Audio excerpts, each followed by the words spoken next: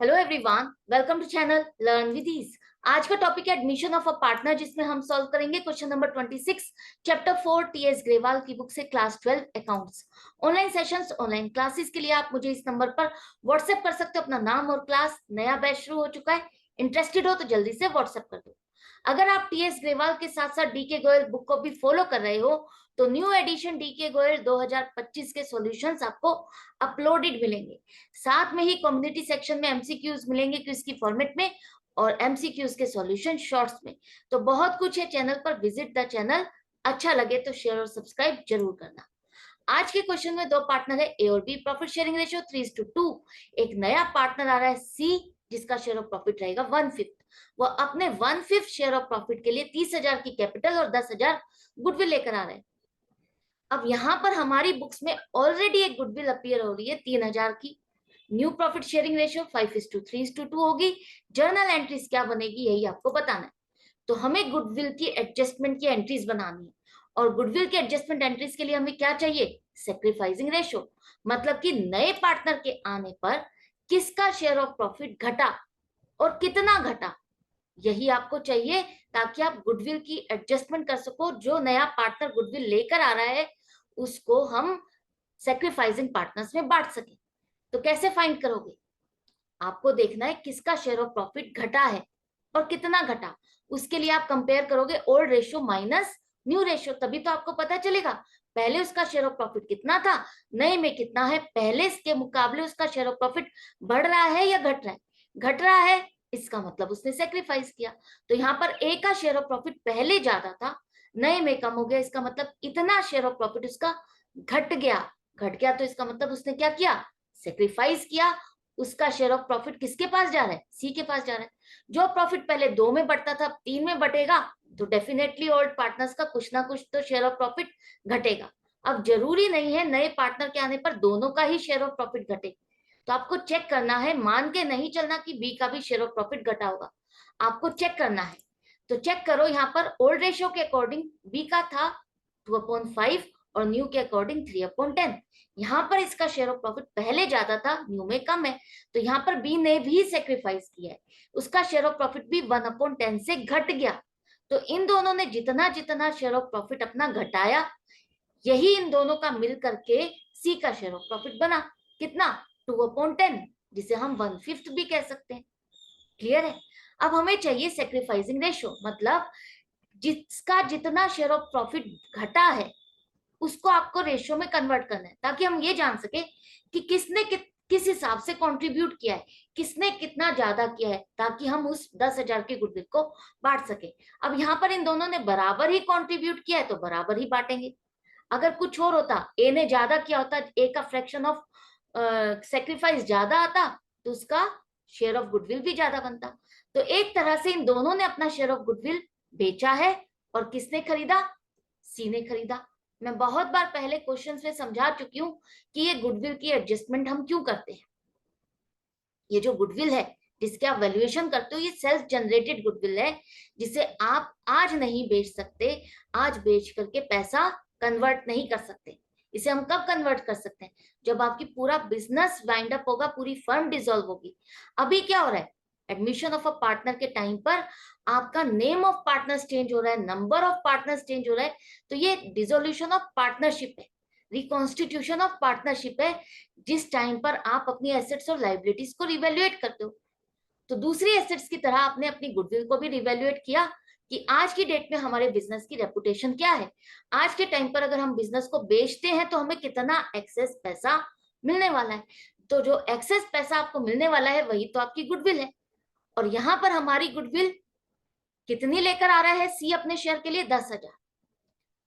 अगर ये share of goodwill आज हम इन ओल्ड पार्टनर्स में नहीं बांटते, क्योंकि हम नहीं बेच पा रहे, तो इन दोनों को इनका शेयर ऑफ गुडविल नहीं मिलेगा। और ये आगे जाकर के जब भी बटेगा तो 3 में बटेगा। तो जब गुडविल 2 में बढ़ती तो दोनों का शेयर कुछ और होता है, ए और बी का, और आगे जाकर के बटेगा तो ए और बी का नुकसान होगा, क्योंकि सी का शेयर भी उसमें बन जाएगा। तो इस नुकसान के लिए कितना कितना नुकसान हो रहा है ए और बी का? 1/10 और 1/10, इन दोनों का इतना इतना नुकसान हो रहा है। इतना इतना शेयर ऑफ गुडविल आगे चल करके इस इन्हें घट करके मिलेगा। जिसके लिए सी शेयर ऑफ गुडविल लेकर आता है ताकि इन दोनों को कंपनसेट कर सके और अपना शेयर ऑफ गुडविल मेंटेन कर सके। आगे जब भी बांटा जाएगा गुडविल को तो सी का शेयर भी बनेगा। करेक्ट है। अब ये तो हमने निकाल लिया कि इन दोनों का इतना नुकसान हुआ है, इतना इतना शेयर ऑफ गुडविल इन दोनों ने बेचा और सी ने खरीदा, लेकिन उसकी वैल्यू कितनी बनेगी? इन दोनों ने बराबर नुकसान हुआ है इन दोनों का, तो 10,000 को आप इन दोनों में सेक्रीफाइसिंग रेशियो 1:1 में बांटोगे। 10,000 का 1/10 मत निकालने लगना, वही आप लोग गलती करते हो, वो नहीं करना। अब आपको ये पता चल गया ये 10,000 का आपको किस हिसाब से बांटना है।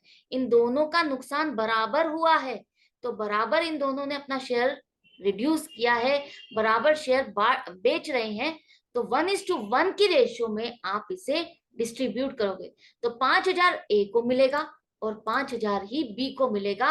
इन दोनों के कैपिटल अकाउंट क्या करोगे आप? क्रेडिट करोगे। ये दोनों क्या है? Sacrificing partner. इनके 1/10 पार्ट के लिए इन दोनों को 5-5 हजार रुपए मिलेंगे। कौन देगा? सी देगा। सी कौन है? Gaining partner. अब देखो एंट्रीज क्या बनेगी। सी लेकर आ रहा है 30,000 कैपिटल का और 10,000 गुडविल, तो फर्म में क्या आ रहा है? पैसा आ रहा है। पैसा आ रहा है तो हम कैश या बैंक अकाउंट को डेबिट करेंगे। पर्टिकुलरली बैंक के बारे में नहीं लिखा या चेक नहीं लिखा तो आप कैश या बैंक कुछ भी लिख सकते हो। अगर कुछ पर्टिकुलर लिखा होता तो हम उसी के अकॉर्डिंग लिखते, अदरवाइज आप यहाँ पर कैश या बैंक कुछ भी लिख सकते हो। तो कैश अकाउंट डेबिट करो 40,000 से। उसके बाद 30,000 वो कैपिटल के लिए लेकर आ रहे हैं तो सीज कैपिटल अकाउंट को आप क्रेडिट करोगे सिर्फ 30,000 से। जो गुडविल का पैसा है उसको कैपिटल में नहीं डालोगे। क्यों? क्योंकि ये गुडविल कंपनसेट करने के लिए लाई जा रही है और ये गुडविल हम बैलेंस शीट में नहीं शो करेंगे, यहीं पर इसको ट्रांसफर कर देंगे जिसके लिए ये लाई गई है। तो प्रीमियम फॉर गुडविल अकाउंट को आप खोलोगे और उसमें क्रेडिट करोगे 10,000 की ये नया पार्टनर इतनी गुडविल लेकर आया। अब इस अकाउंट को हमें रखना नहीं, इसको क्लोज करना है। इसका बैलेंस कहाँ जाना है? तो प्रीमियम फॉर गुडविल अकाउंट को डेबिट करो 10,000 और जहां ट्रांसफर होना है ए और बी को मिलना है तो टू एज कैपिटल अकाउंट को क्रेडिट करो 5,000 से और बीस कैपिटल अकाउंट को क्रेडिट करो 5,000 से। दोनों के अकाउंट को आपने क्रेडिट किया, सेक्रीफाइसिंग पार्टनर है। ये गुडविल अकाउंट आपका खत्म हो गया डेबिट और क्रेडिट होकर के। सी नए पार्टनर को गुडविल लानी थी वो ले आया, वो कौन है? Gaining partner. गेनिंग पार्टनर से हमें गुडविल भी मिल गई और हमने सेक्रीफाइसिंग पार्टनर्स के अकाउंट में ट्रांसफर भी कर दी। तो ये थी हमारी सेल्फ जनरेटेड गुडविल जिसकी आपको एडजस्टमेंट एंट्रीज बनानी थी। लेकिन अभी क्वेश्चन कंप्लीट नहीं हुआ है। आपकी बैलेंस शीट में 3,000 की एक गुडविल भी आ रही है। ये कौन सी है? ये है आपकी परचेज्ड गुडविल। ये जो ए और बी ने किसी से बिजनेस टेक ओवर किया होगा और उस टाइम पर जो एक्सेस पैसा इन दोनों ने मिलकर के पे किया है वो हो जाता है एक्सेस पैसा गुडविल, परचेज्ड गुडविल, जिसे हम अपनी बैलेंस शीट में शो करते हैं एज ए एसेट और धीरे धीरे करके उसे प्रॉफिट एंड लॉस अकाउंट में डालते जाते हैं, एज ए खर्चा बुक करते जाते हैं। लेकिन अब क्या हो रहा है? एक तरह से आप बिजनेस को वाइंड अप कर रहे हो। बिजनेस को वाइंड अप नहीं करें, एक तरह से हम वाइंड अप इस तरह से करें कि हम अपनी एसेट्स और लाइबिलिटीज को रिवैल्यूएट करें कि आज ये एसेट्स और लाइबिलिटीज को कन्वर्ट किया जाए, बेचा जाए या पे किया जाए तो क्या पिक्चर होगी। तो उसी तरह से अगर हम ये गुडविल का पूरा खर्चा बैलेंस शीट से उठा करके प्रॉफिट एंड लॉस अकाउंट में डाल देते हैं तो ये खर्चा है, किसके हिस्से कितना जाएगा और किसके हिस्से जाएगा? ओल्ड पार्टनर्स का हिसाब किताब है तो ये ओल्ड पार्टनर्स में ही बटेगा। अभी न्यू पार्टनर की तो कोई एंट्री ही नहीं हुई है। न्यू पार्टनर का तो हिस्सा तब बनेगा जब आगे बिजनेस आप करोगे। अभी तक का जो हिसाब किताब है, जो गुडविल है, old goodwill, appearing goodwill, purchased goodwill, उसे आप ओल्ड पार्टनर्स में बांटोगे ओल्ड रेशियो में, क्योंकि ये एक तरह से खर्चा है, एसेट साइड पर शो हो रहा है जिसे हमें खर्चे में डालना था।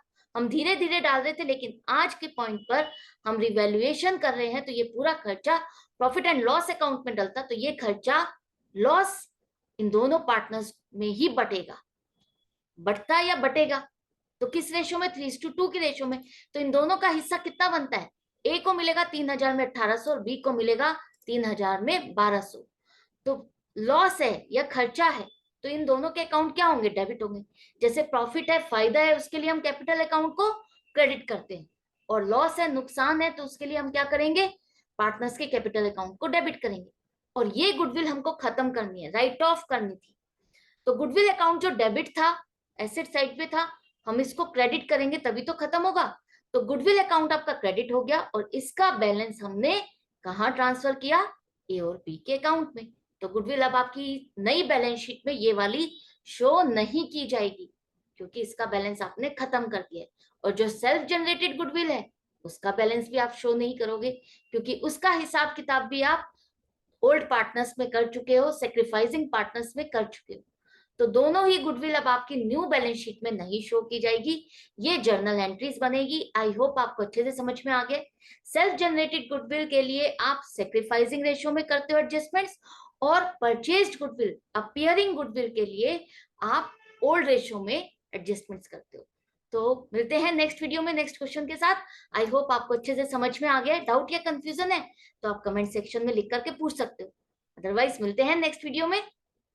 Good bye and take care.